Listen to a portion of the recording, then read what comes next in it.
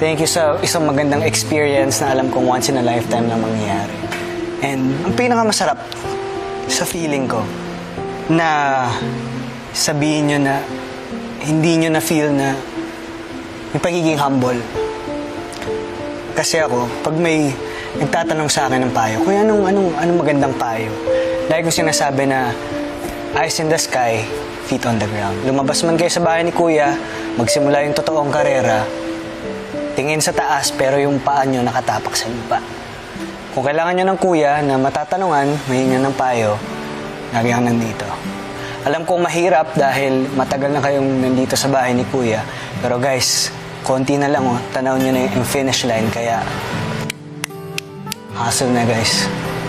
So gusto ko lang i-good luck kayo sa natitirang journey nyo sa bahay ni kuya. And congratulations guys dahil nakaka-proud kayong lahat.